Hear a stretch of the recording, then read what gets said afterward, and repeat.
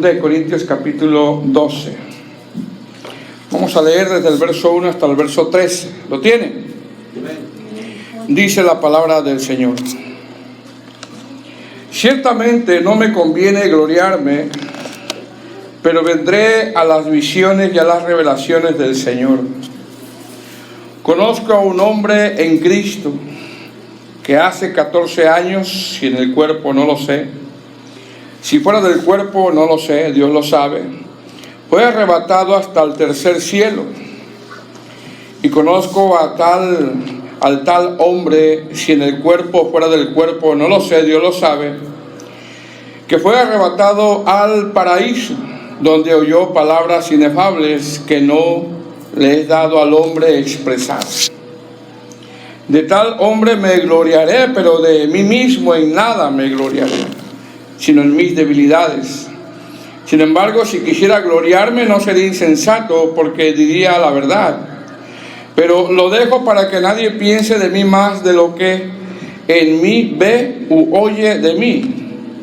Y para que la grandeza de las revelaciones no me exaltase desmedidamente, me fue dado un aguijón en mi carne, un mensajero de Satanás que me abofetee para que no me enaltezca sobremanera. Respecto a lo cual 3 veces he rogado al Señor que lo quite de mí, y me ha dicho: bástate mi gracia, porque mi poder se perfecciona en la debilidad. Por tanto, de buena gana me gloriaré más bien en mis debilidades, para que repose sobre mí el poder de Cristo. Por lo cual, por amor de Cristo, me gozo en las debilidades, en afrentas, en necesidades, en persecuciones, en angustias. Por cuanto soy débil, entonces soy fuerte. Me he hecho un necio al gloriarme. Vosotros me obligasteis a ello. Pues yo debía ser alabado por vosotros, porque en nada he sido menos que aquellos grandes apóstoles, aunque nada soy. Con todo, las señales de apóstol han sido hechas entre vosotros en toda paciencia, por señales, prodigios y milagros. Porque ¿en qué habéis sido menos que las otras iglesias, sino en que yo mismo no os he sido carga? Perdonadme este agravio. Amén. Hasta ahí, hermano. Oremos. Padre, te damos gracias, Señor. Siempre clamamos a tu misericordia, porque sin ella no estuviéramos aquí. Tu misericordia es incomprensible para la vida de nosotros, Señor. Y es por eso, Padre, que acudimos al trono de la gracia, dándote gracias por tu misericordia, rogándote, Señor, que nos ayudes a poder, Señor, exponer estos textos que para mí, Señor, son muy difíciles de comprender. Necesito de tu guianza, Señor. Necesito que me ayudes, Padre. Me siento, Señor, que sin ti no puedo hacer nada, y lo reconozco. Gracias te damos por tu palabra, Señor, y nos ponemos en tus manos, en el nombre de Jesús. Amén. Puede sentarse, hermano.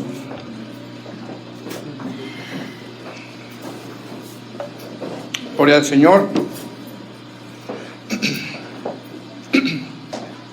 Parece ser, hermanos, que ya este es el penúltimo tema de la carta de los Corintios.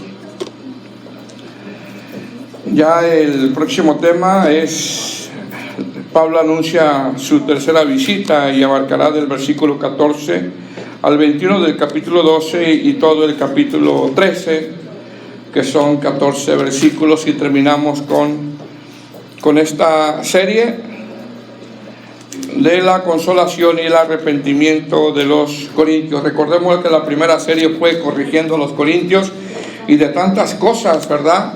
De tantos temas estuvimos hablando. Y bueno, después de terminar esta serie, Vamos a empezar una serie nueva que se llama Personajes de la Biblia. Quizá no vamos a ir en un orden, pero vamos a tomar algún personaje y vamos a hablar sobre ese personaje y cómo en su momento dado dudó, qué hizo, qué pasó, qué pruebas pasó, y bueno, va a ser de mucha bendición para nosotros. Amén. Bueno, este es el tema 15 y creo que arriba en su Biblia dice el aguijón en la carne, y bueno, como título es el aguijón de Pablo, ¿verdad? ¿Cuántos han sentido un aguijón? Un aguijón, hermano. Bueno,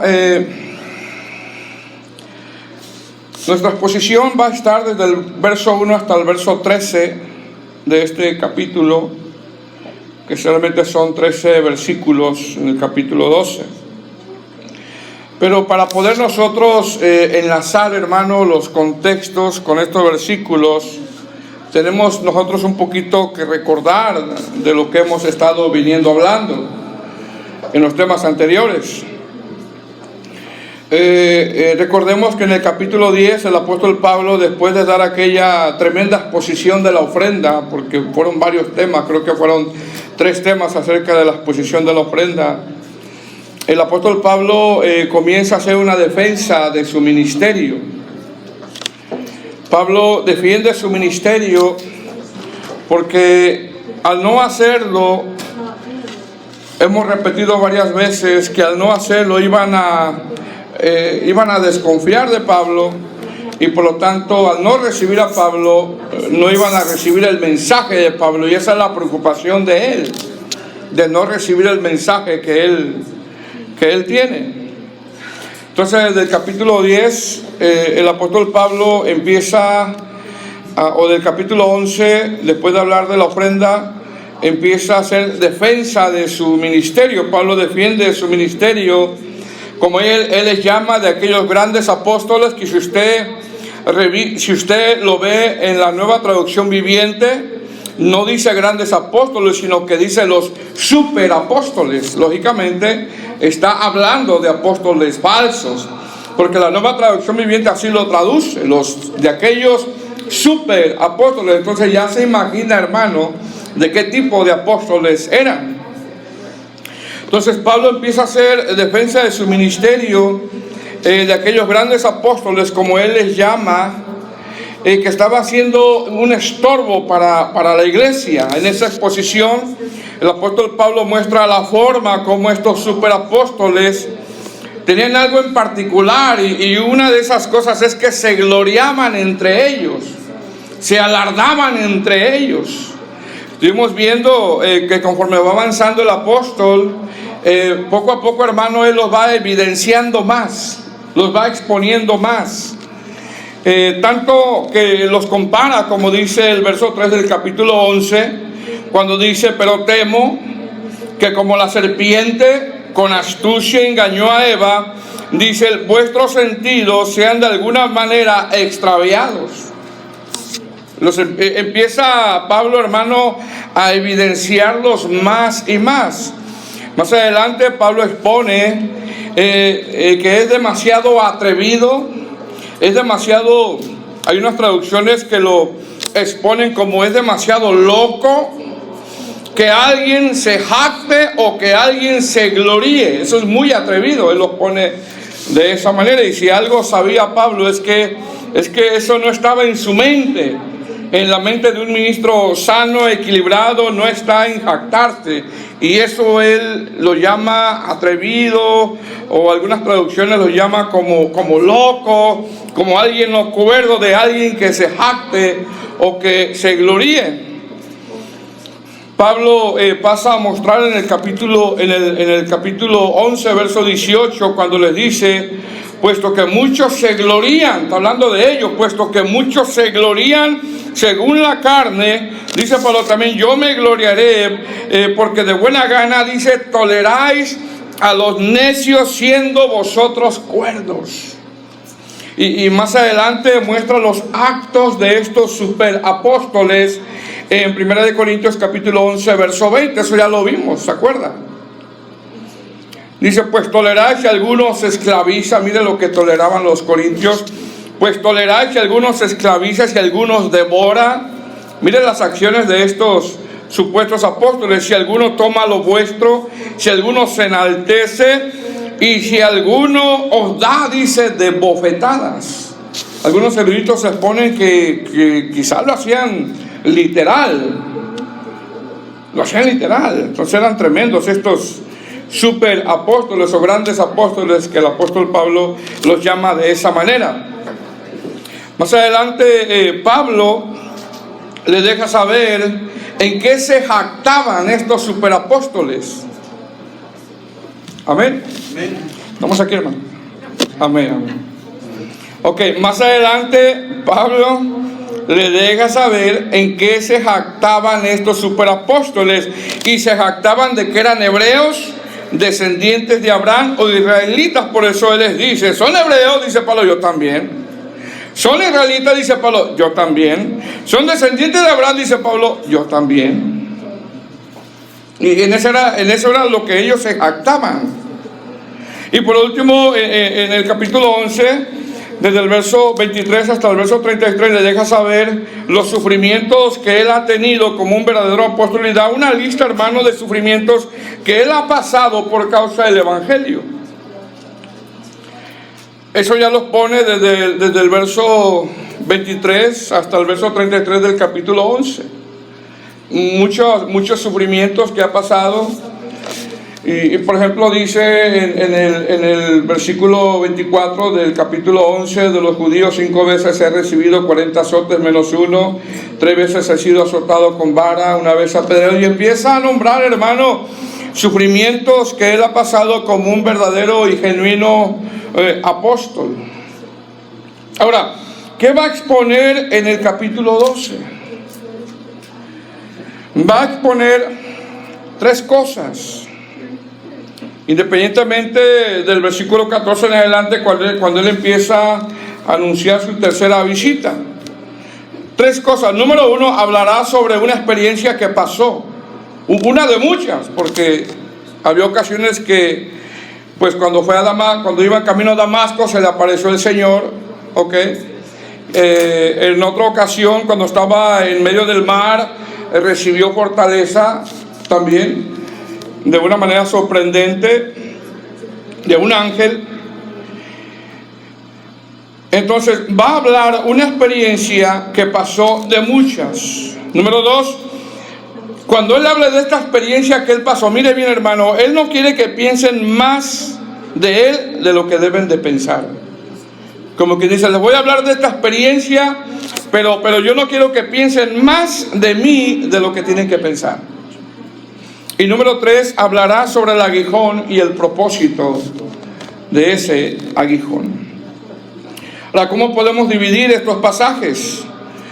Del verso 1 al 13, que desde el verso 1 al verso 4, repito, hablará sobre una experiencia que le fue obligado, mire bien, le fue obligado a exponer. Desde el verso 5 hasta el verso 6 expone que no quiere que piensen más de él de lo que deben de pensar. Y desde el verso 7 hasta el verso 13, vuelvo y repito, hablará sobre el aguijón y el propósito por el cual se le fue dado este aguijón. Ahora, para sentar estos textos como una base, escuche bien, hermano, ahorita que empecemos, no tenemos que olvidar 2 cosas para poderlo sentar como base. El por qué Pablo va a hablar de esto. Número 1, los superapóstoles, como él les llama, o los grandes apóstoles, hablaban de super revelaciones y se jactaban de eso. Al parecer estos superapóstoles hablaban, hermano, de éxtasis o de experiencias sobrenaturales, y tenían con la boca abierta a los corintios. Y es por eso que, por esa causa, Pablo fue obligado a hablar de esta experiencia que él pasó y que sí fue genuina. Y número 2, Pablo expone que por esa experiencia genuina recibió un aguijón. Mire bien, un aguijón para que no se enorgullece y entendemos que las experiencias de estos superapóstoles eran falsas, pero la de él era genuina, y por eso se le dio ese aguijón. Y mire cómo comienza. ¿Tiene? 2 Corintios capítulo 12 verso 1. Dice, mire cómo comienza Pablo. Dice, ciertamente no me conviene gloriarme. Mire cómo sienta la base de todo lo que va a hablar. Ciertamente no me conviene gloriarme. ¿Qué está diciendo el apóstol? Lo que está diciendo, hermanos corintios, esto que voy a hablar esto es necio, es una locura. Es necio que alguien se gloríe.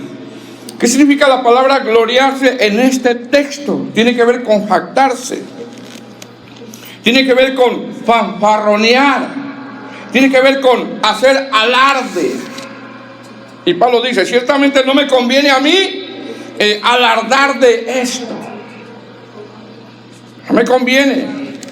Esta palabra conviene tiene que ver con obligación en el texto griego. Es decir, él lo expone, hermano, como si, mire bien, de repente, porque mire, la carne, hermano, se exalta.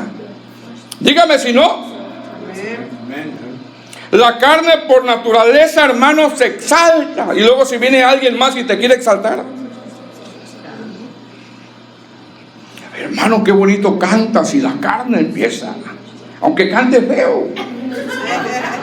De verdad, hermano. ¿Qué está diciendo Pablo aquí? Dice, a mí no me conviene, o no me conviene, y eso tiene que ver con obligación, porque él sabe que la carne, hermano, por sí sola se exalta.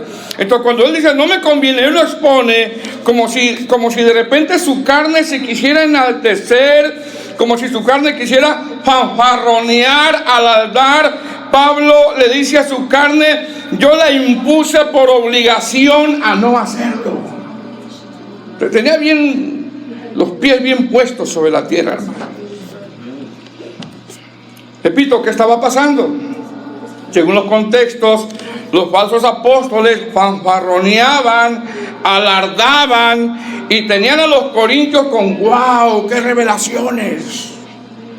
Sin embargo, desde el primer texto, hermano, el apóstol expone que es una locura jactarse. Y lo establece como base. Ciertamente no me conviene. Según lo que vamos a ver más adelante, él lo hace porque fue obligado a eso. Fue obligado a eso. Sigue diciendo, ciertamente no me conviene gloriarme, dice Pablo, pero vendré a las visiones y a las revelaciones del Señor. Mire bien. Pablo comienza, hermano, escuche bien, hermano, Pablo comienza a hablar de algo que no había hablado. Eso a mí me llamó mucho la atención. Mire bien, Pablo comienza a hablar de algo que no había hablado. Es interesante que el apóstol Pablo lleva ya algunos años en el ministerio, ya levantó la iglesia de Corintio, está trabajando en otras iglesias y no ha hablado de esto. No ha hablado de esto. Pregunta, ¿pero por qué Pablo no ha hablado de esto? ¿Por qué Pablo durante 14 años, mire bien, hermano, durante 14 años se mantuvo en silencio? Qué tremendo, ¿verdad? Hermano, uno tiene un sueño y un día anterior y rápido al siguiente día ya quiere interpretación. Uno tiene un sueño y anda contando el sueño y quiere buscar la interpretación. Ese no es de un cristiano maduro ni centrado. De repente una visión y ya le anda contando y quiere saber. Y, ay, hermano, yo recibí una visión y... Eso no es de un cristiano centrado ni equilibrado. De verdad, hermano. Entonces, ¿por qué Pablo, hermano, se quedó en silencio? Mire bien, 14 años. 14 años. Porque esta experiencia que él vivió simplemente no es el mensaje. Así de sencillo. No es el mensaje. Porque nuestras experiencias no tienen el poder de transformar a alguien. Y también él no lo habla porque él no quería jactarse, no quería fanfarronear de tal experiencia. Por eso él se queda callado. Repito, fue obligado a hacerlo por los falsos apóstoles. Y mire con qué humildad lo empieza a poner. Verso 2. Bueno, verso 1. Ciertamente no me conviene gloriarme, pero vendrán las visiones y a las revelaciones del Señor. Verso 2. Mire con qué humildad lo expone, porque empieza a hablar en tercera persona. Es él, pero empieza a hablar en tercera persona. Dice, conozco a un hombre en Cristo. Lógicamente está hablando de él, ¿verdad? Y mire lo que dice, que hace, ¿cuántos años, hermano? Es la primera vez que está hablando de esto, que hace 14 años. Es decir, el apóstol Pablo, hermano, no hablaba de esto porque simplemente sabe que esto no era el mensaje. Dice que hace 14 años, si en el cuerpo no lo sé, si fuera del cuerpo no lo sé, Dios lo sabe, fue arrebatado hasta el tercer cielo. Imagínese, hermano, si alguien de aquí fuera arrebatado al tercer cielo, ¿qué diría el siguiente día?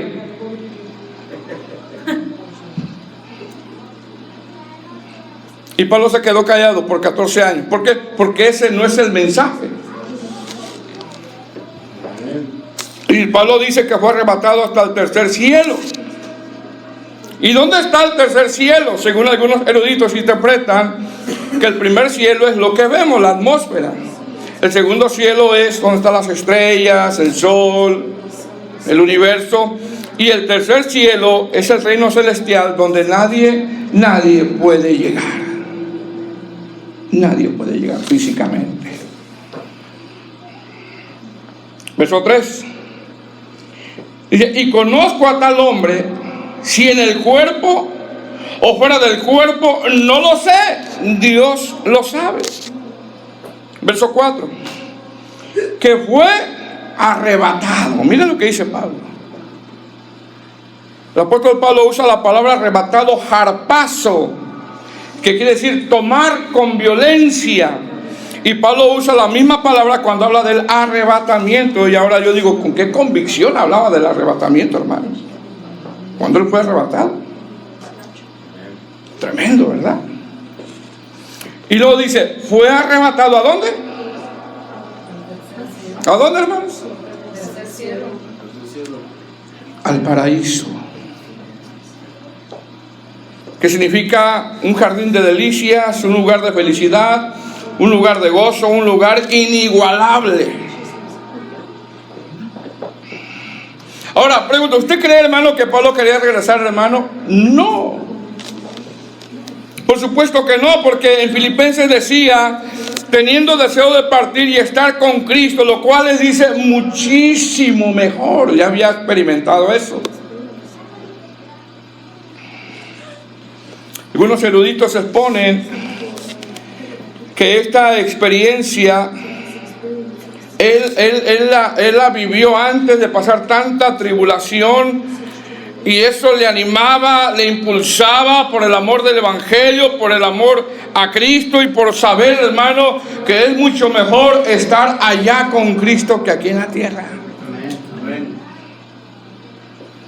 Sigue diciendo el texto, donde oyó palabras que inefables que no le es dado al hombre expresar. Esta palabra inefables es una palabra griega que es arretos, que significa inexplicable, algo que no se puede explicar, algo, no hay ningún tipo de lenguaje que él pudiera expresarlo. Y la palabra arretos tiene que ver con rema. ¿Escuchado esa palabra, verdad? Rema, que aunque tiene que ver con anunciación, como que dice alguien, recibí un rema, lo voy a decir. No, tiene que ver con rema, que tiene que ver con anunciación, mas sin embargo se quedó callado. Le fue prohibido hablar. Y luego lo reafirma en ese verso, que no le es dado al hombre, mire bien, al hombre expresar.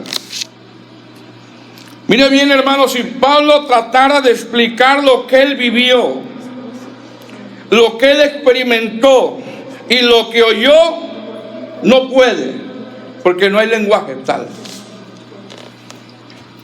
Es como decir, hermano, le voy a explicar lo que vi en el cielo. ¿Están atentos? Ok.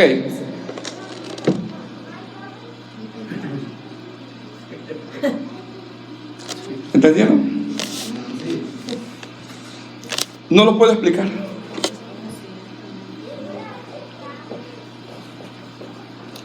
No puede decir nada porque le fue prohibido. Dice que fue arrebatado al paraíso. Ahora fíjese bien, cuando el apóstol Pablo usa la palabra paraíso, Pablo está tomando una palabra que se usaba solamente en los palacios donde nadie, hermano, podía entrar, y donde había un jardín cerrado y donde nadie tenía acceso. Dice bien, dice Pablo, que fue arrebatado al paraíso, donde oyó palabras inefables que no le es dado, mire, dice él, al hombre expresar. Es decir, hermano, describir lo maravilloso que él vio no puede. Hablar con detalle, Pablo, de esto le es imposible.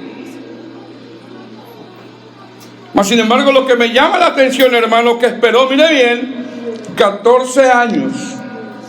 Y fue obligado, porque más adelante lo dice. Esperó 14 años para hablar sobre esta experiencia, y cuando lo hizo no pudo explicar más. ¿Qué escuchó Pablo, hermano? No lo sabemos, no lo puede explicar.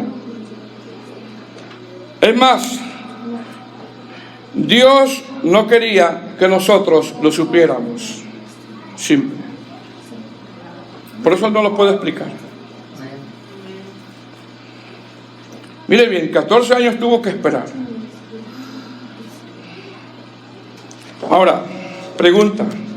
Si Dios no quiso, mire bien, fíjese bien, hermano. Si Dios no quiso que ni Pablo pudiera explicar lo que vio y lo que oyó, ¿usted cree que 20 años o 20 siglos después pueda suceder esto con alguien? ¿Usted creería eso? Si Dios no quiso, Pablo, te voy a llevar al paraíso, pero no vas a poder hablar de lo que viste. Y sabemos quién fue Pablo. Ahora, ¿usted cree que 20 siglos después pueda suceder esto con alguien? Hermano, tenemos suficiente información nosotros para saber del cielo y del infierno, en la Biblia. Amén. Pregunta, ¿qué tan cierto? Viene bien, hermano. Es que alguien en estos tiempos haya personas que supuestamente van al cielo y al infierno, y cuando ellos vuelven te cuentan todo con lujo de detalle. Usted lo busca en YouTube y abundan. Bueno, no solo una, hermano, sino muchas personas han dicho que han ido al cielo y al infierno. Usted va a encontrar infinidad. Por ejemplo, le voy a dar unos ejemplos. Top Burpo, quizá el inglés me falla, ¿verdad? Pero así se llama. Relata en su libro que su hijo Colton, ¿vieron la película? Ok, yo se la vi, cuando andaba de curioso. Que su hijo Colton, de 4 años, después de una cirugía de emergencia en el año 2003, afirman que fue al cielo. Este niño afirma que conoció a su hermana que murió al nacer, y este niño afirma que Jesús estaba en un caballo de arcoíris. ¿Usted va a creer eso, hermano? Fíjese.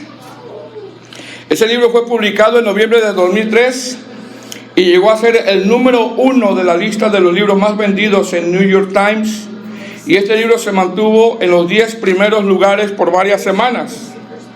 En 2016 se hizo una película basada en este libro, donde ganó más de $100 millones. Y donde este libro está basado no en ficción, sino en categoría de la vida real. Ahora, ¿usted va a creer que Jesús estaba sentado en un caballo de arcoíris? Otro ejemplo, Alex Malarkey, quizá pronuncio más el apellido, ¿verdad?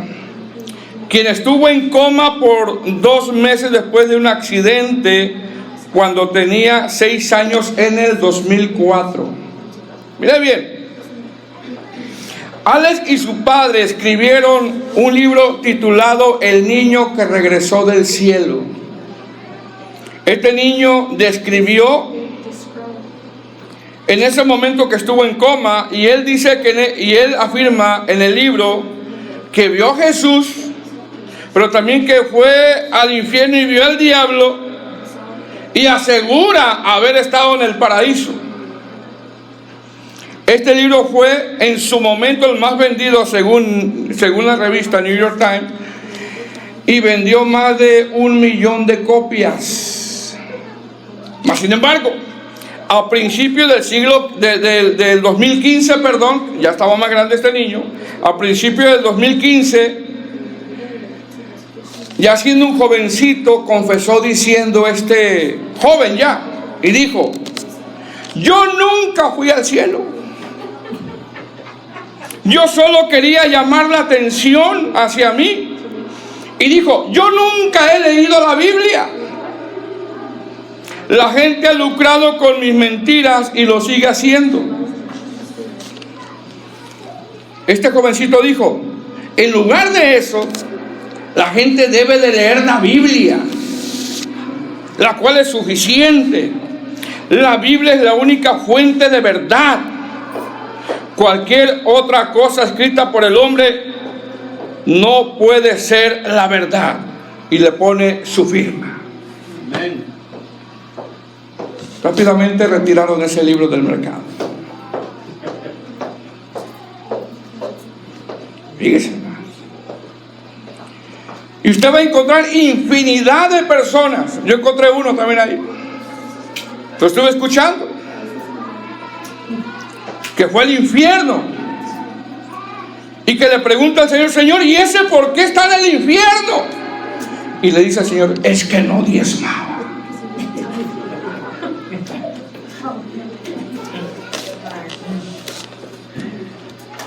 Imagínense, hermano. ¿Dónde radica el problema, hermano? El problema radica es que mire bien, hermano, para muchas personas la Biblia no es suficiente. Oye bien, para muchas personas la Biblia no es suficiente y viven buscando la última noticia sensacionalista del pastor, el último sueño del pastor, la última experiencia del pastor, con el fin de saciar la curiosidad.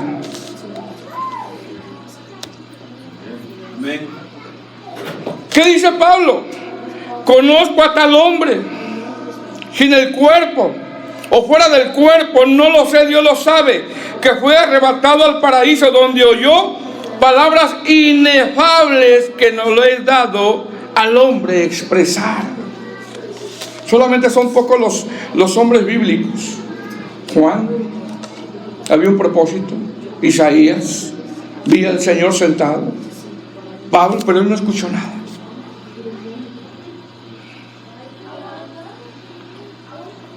Fíjese bien, hermano. ¿Y cuánto tiempo esperó Pablo? 14 años. Imagínense, hermano. Le llega a pasar a alguien, no, al día siguiente, hermano, lo publica. ¿Por qué? Porque ese no es el mensaje. Si alguien tenía los pies bien puestos sobre la tierra, era Pablo. ¿Por qué? Porque sabía que los grandes apóstoles, o como la Nueva Traducción Viviente, si usted la revisa, usted va a ver que dice ahí, los superapóstoles hablaban de esas cosas y tenían los pelitos, ¡wow!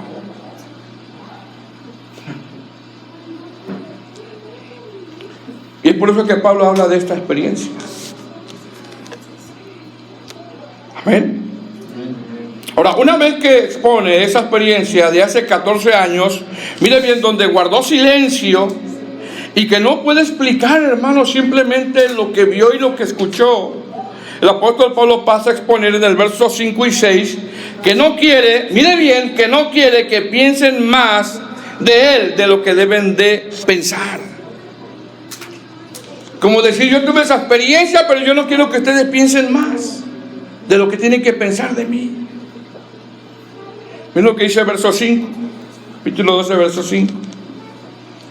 De tal hombre me gloriaré, pero de mí mismo en nada me gloriaré, sino en mis debilidades. La Nueva Traducción Viviente dice, de esa experiencia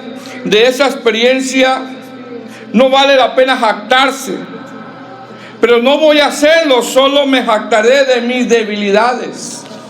Mire cómo lo dice. Verso 6. Sin embargo, dice, si quisiera gloriarme, no sería insensato, porque diría la verdad, pero lo dejo. Mire bien, lo dejo. No es mi tema, no es el mensaje. Lo dejo, para que nadie piense de mí más de lo que en mí ve u oye de mí. Él no quería que dijeran, oh, Pablo fue al tercer cielo, wow. Él no quería que dijeran de eso de él. Él no quería, hermano, que el mensaje estuviera centrado en él, sino en Cristo. Amén. ¿Qué está diciendo Pablo? Lo que está diciendo es que él no lo hace, ya que el centro del mensaje no son sus experiencias, el centro del mensaje no es él, el centro del mensaje no es lo que él ha alcanzado, sino que el centro del mensaje es Cristo. Amén. Es Cristo. Ahora, desde el verso 7 hasta el verso 12, Pablo habla de un aguijón que le fue dado y era algo muy doloroso por todas estas revelaciones que él había alcanzado, porque él alcanzó mucha revelación. Dice el verso 7. ¿Lo tiene? Dice, y para que la grandeza de las revelaciones, mire bien, no me exaltase desmedidamente. ¿Qué hacían los grandes apóstoles o los superapóstoles? Se jactaban, se exaltaban. Pero mire lo que dice aquí Pablo. Y para que la grandeza de las revelaciones no me exaltase desmedidamente, me fue dado un aguijón en mi carne, un mensajero de Satanás que me abofetee para que no me enaltezca sobremanera. Aquí la palabra aguijón que usa Pablo es una espina, una punta, algo que causa dolor, algo que frustra. Es una estaca, está dando la figura de una estaca con que sentaban las tiendas. Pero algunas traducciones lo llevan a uno a una discapacidad corporal. Algunos eruditos interpretan que se trataba de un mal en su vista. La verdad no se sabe qué fue. Y algunos interpretan eso porque en Gálatas menciona algo sobre su vista. Mas sin embargo, mire, el propósito de este aguijón era para que no se exaltase desmedidamente, como lo está haciendo en este momento. Pablo, hermano, había recibido mucha revelación del Evangelio. A Pablo se le entregó, hermano, casi el 80%, o casi él escribió el 80% del Nuevo Testamento. Se le dio cómo tiene que ser fundada una iglesia, cómo tiene que caminar una iglesia, el orden de la iglesia. Fue usado en milagros, prodigios, aparte de esta experiencia que él está hablando. Y tenía que mantenerse humilde, para eso se le fue dado este este aguijón. ¿Qué usó Dios para cuidar a Pablo? Un aguijón. Mira, Dios, mira bien, hermano, Dios cuidando a Pablo del mismo Pablo. Dios cuidando a Pablo del mismo Pablo. ¿Por qué? Porque esta carne, hermano, tiende por naturaleza a levantarse. Y de repente tenemos que darle su bajón. Tiende a exaltarse. Dice un mensajero de Satanás, mire que no se pone a pelear con el diablo, ¿verdad? ¿Qué discernimiento había alcanzado? Él sabía para qué era el aguijón. Un mensajero de Satanás, para que me abofetee y no me enaltezca sobremanera. Verso 8. Respecto al cual 3 veces dice, he decretado para que se vaya. No, respecto al cual 3 veces, ¿qué dice? He rogado al Señor que lo quite de mí. Mire que era algo doloroso, hermano. Era algo doloroso. Mire que Pablo había traído este tema al Señor 3 veces. Y con mucha reverencia le había pedido al Señor, con ruego, que le quitara ese mal. Pero ¿qué le dijo el Señor? No, no te lo voy a quitar. Señor, quítamelo. No.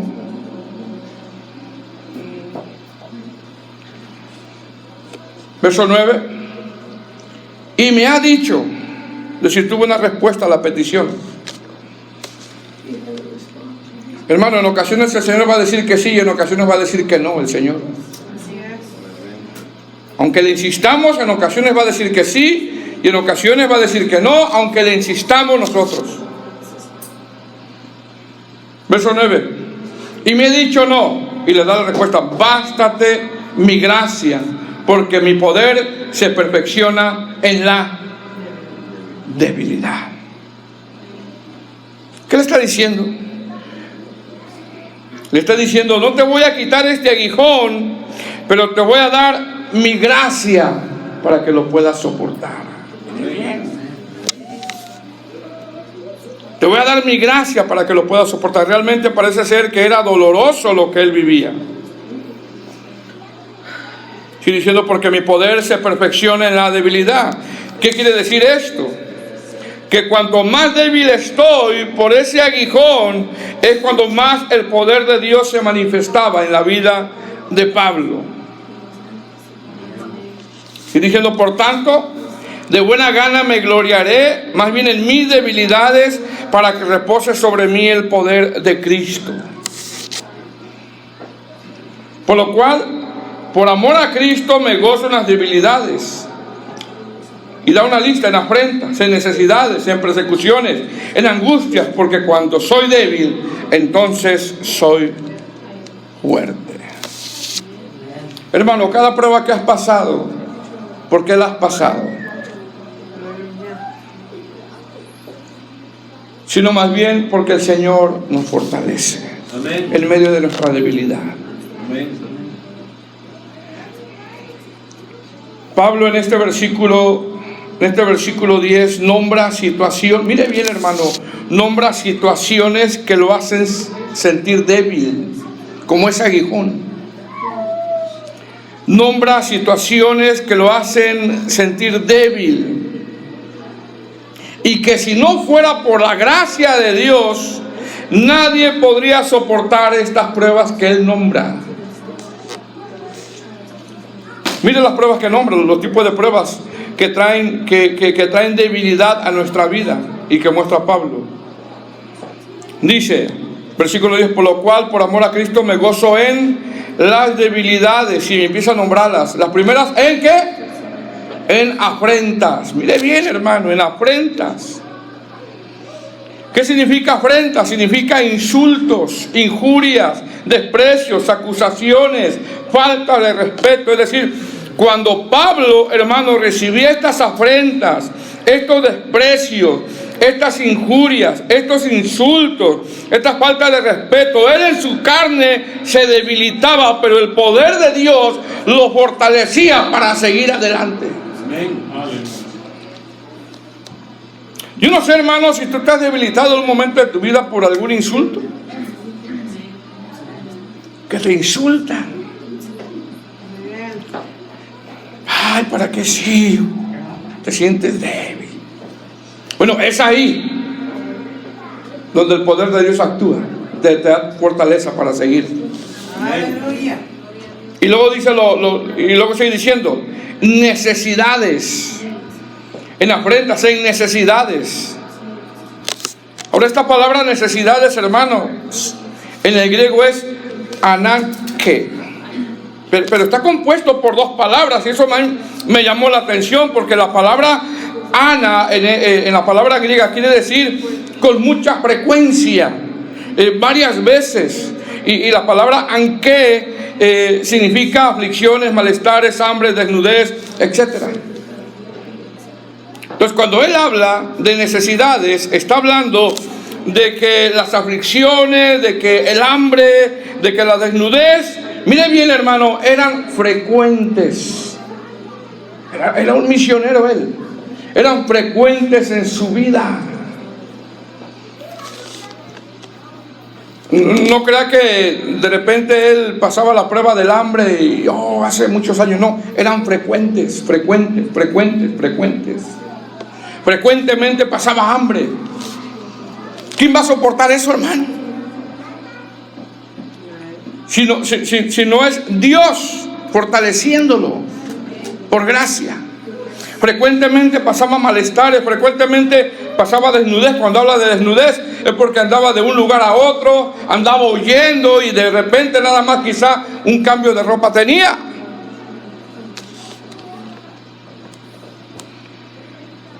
¿Será, hermano, que quizá a nosotros nos falta crecer mucho? ¿Será?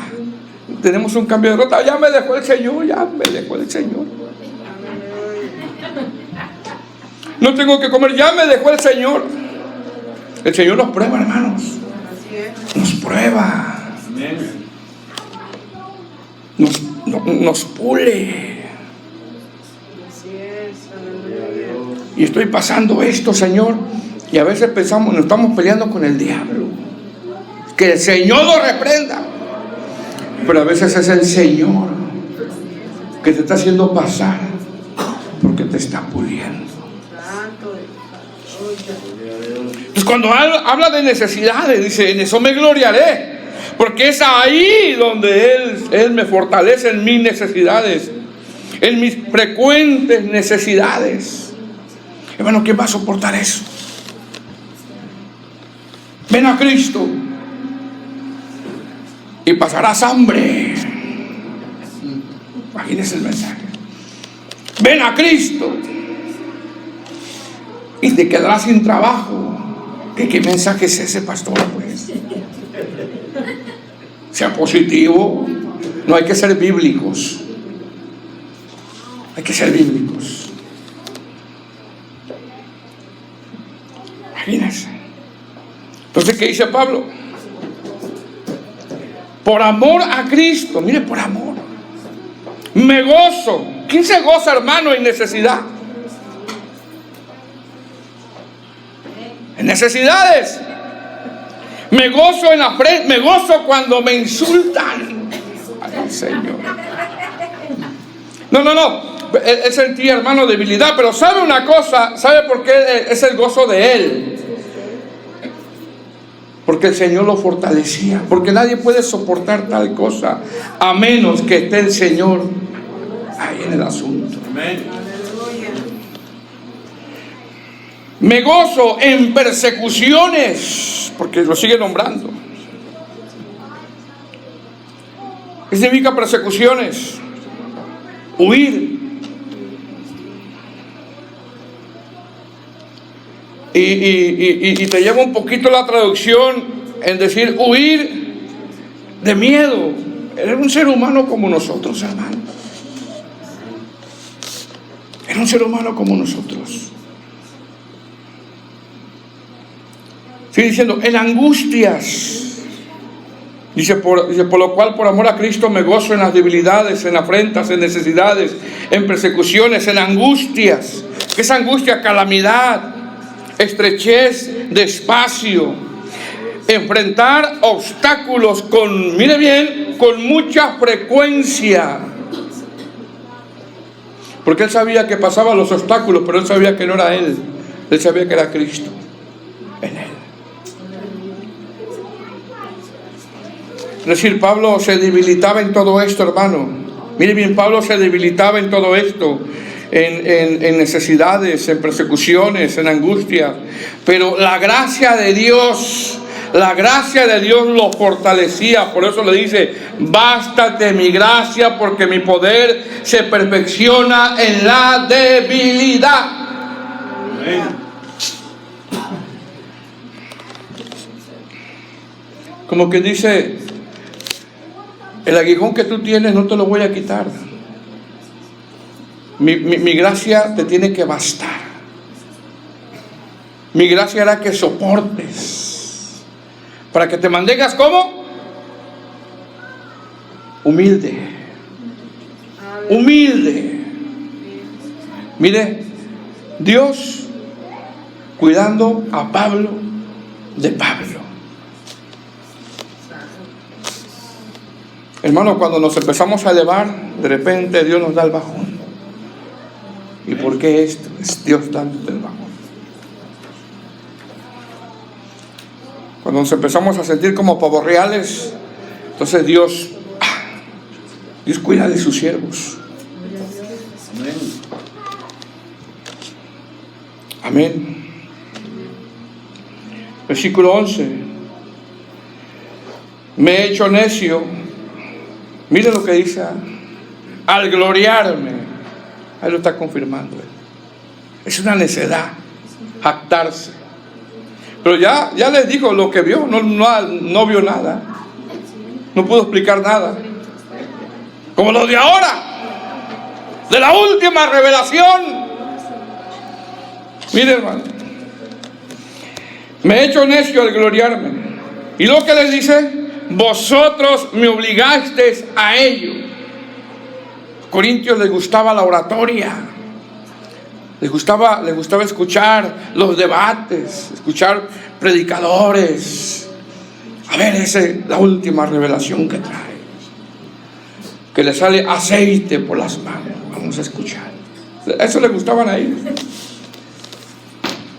Y Pablo le dice, me he hecho un necio al gloriarme. Vosotros me obligasteis a ello, pues yo debía ser alabado por vosotros, pero nada he sido menos que aquellos grandes apóstoles.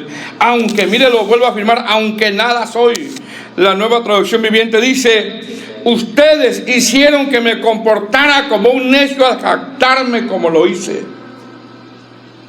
Deberían estar escribiendo elogios acerca de mí, pero no soy de ninguna manera inferior a esos superapóstoles, aun cuando soy nada en absoluto.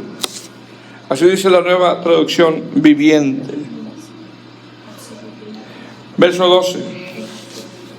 Mire que no le fueron suficientes las señales de apóstol que él traía, Con todo, las señales de apóstol han sido hechas entre vosotros, mire bien, en toda paciencia, por señales, prodigios y milagros. No le bastó eso. Verso 13. ¿Por qué? ¿En qué había sido menos que las otras iglesias? Sino en que yo mismo no he sido carga. Perdonadme este agravio. La Nueva Traducción Viviente dice, lo único que no hice y que sí hago con las demás iglesias fue convertirme en una carga financiera para ustedes. Por favor, perdónenme por esta falta. ¿Qué es lo que está diciendo Pablo? Que el único interés de él era la vida espiritual de los corintios. Que él no los buscaba ni por su dinero, ni por lo que les quisiera dar, sino por su vida espiritual.